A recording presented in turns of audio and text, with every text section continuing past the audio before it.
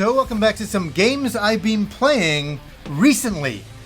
The dust of E3 has finally settled, and it's like, oh my god, it's finally over. We can all relax now, or can we, as we all get excited about the next games coming over the next 5 to 6 months. And there's a lot shown at E3. There's a lot of really great stuff in there.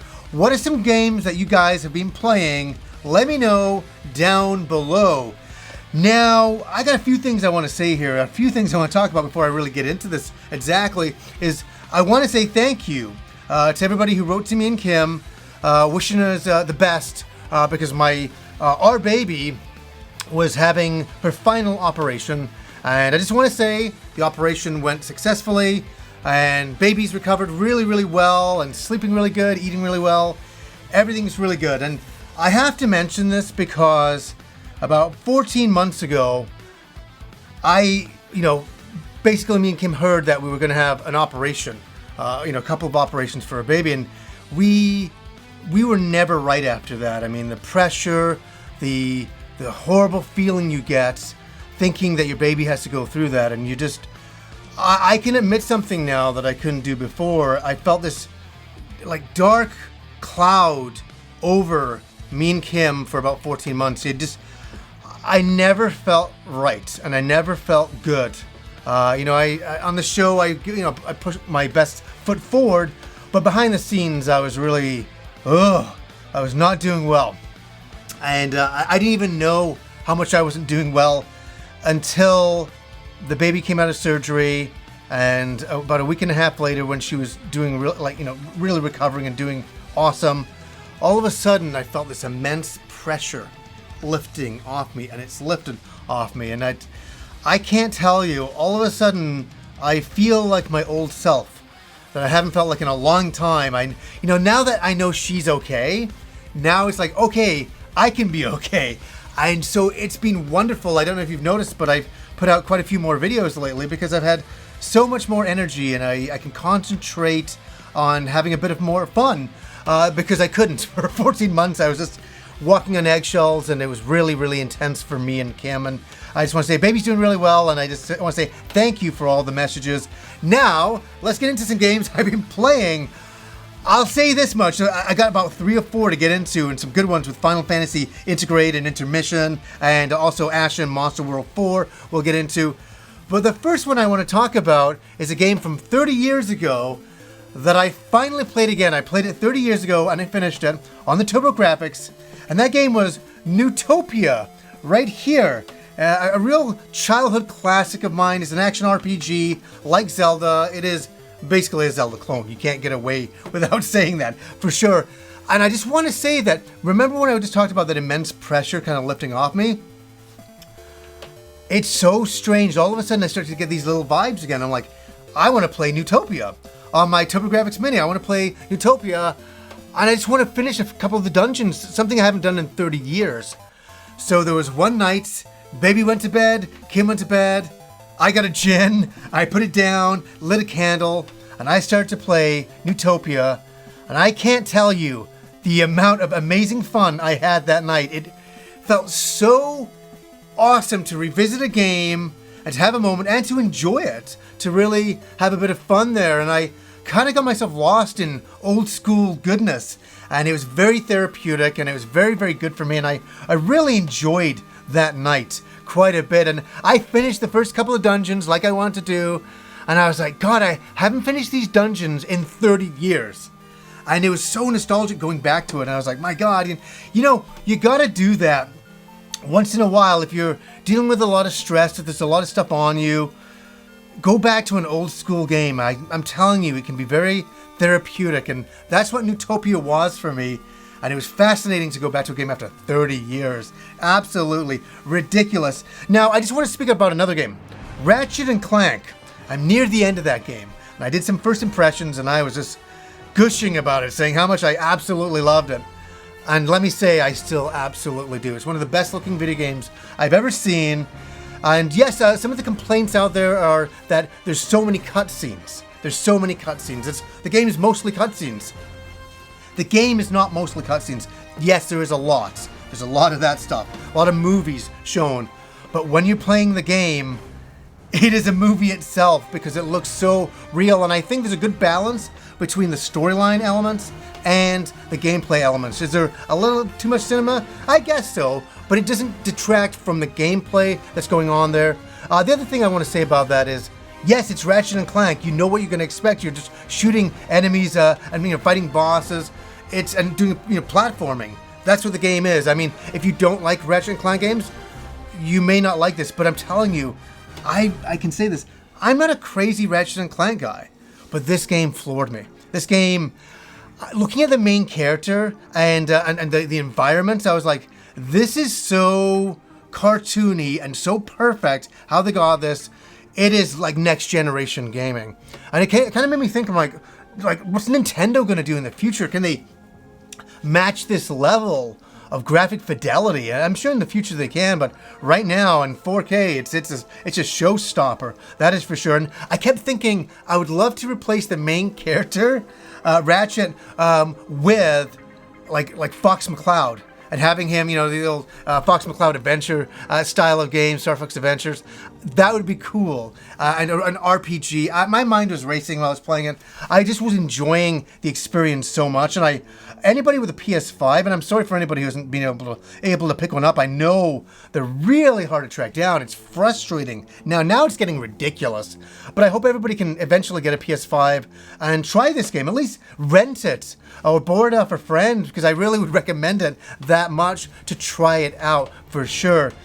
Now, the one thing I said to myself during all of E3, I said this, John, when you get through all the E3 coverage, you can play Final Fantasy VII Remake Intermission.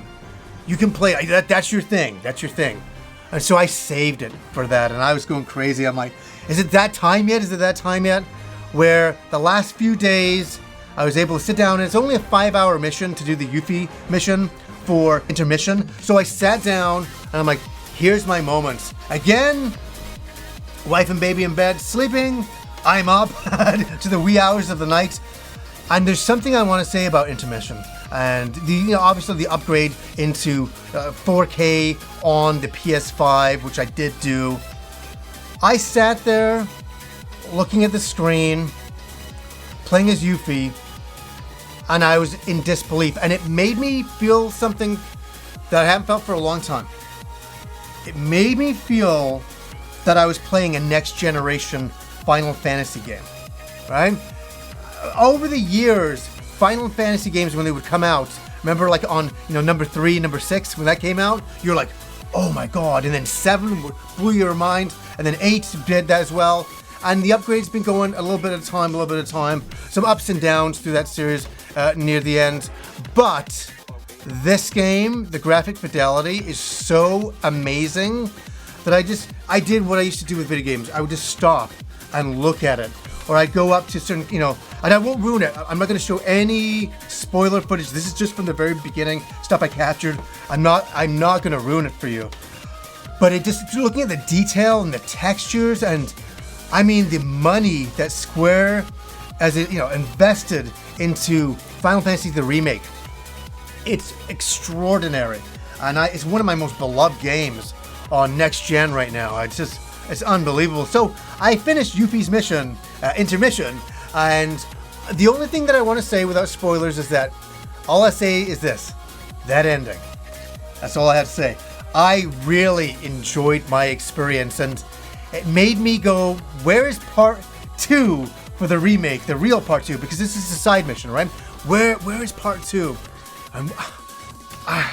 This is why I wanted to take my time with it a little bit. I pushed it off because I knew once it was over, it's finished. That's it. And we're going to be waiting a couple more years for part 2. And I'm like, no. I even have thought to myself that I honestly would like to play through Final Fantasy VII the Remake again. I'd love to go through it again. And, with the upgrade to PS5, I really, because it honestly, it's subtle, but it's nice. And it's something I'd really like to experience again. What are your thoughts about Final Fantasy VII the Remake? Isn't it just extraordinary? And nobody, here's what I say. A lot of people are like, I like Final Fantasy VII the original better. I totally get it. In a lot of ways, I'm with you. I'm with you. This, for me, is just a different experience.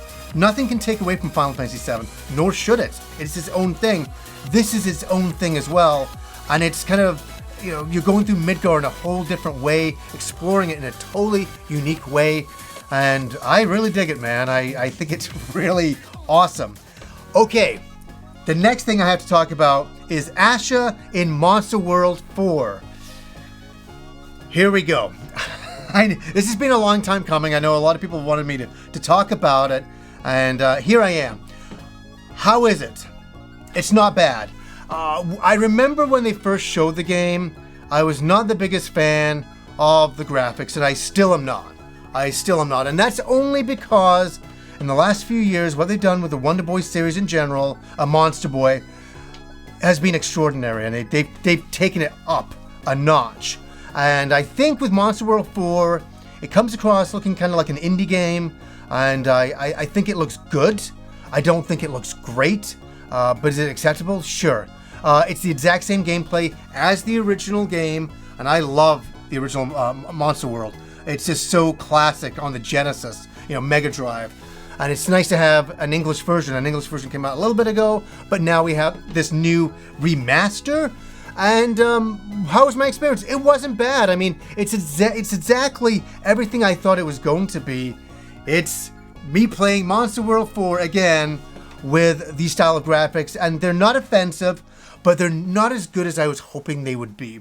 And I think that there could have been a little bit more time spent, just a little bit more, to really upgrade it, to really flesh it out a little bit more. We were almost there, and I think that's the feeling I get. We're like, yeah, and we just kind of stopped just before we got to the top. But I think for people who have never played the game, you're looking for an action RPG, you'll like this game. It's a lot of fun. It's a little bit challenging depending on your difficulty setting. Back in the day, there was only one difficulty setting.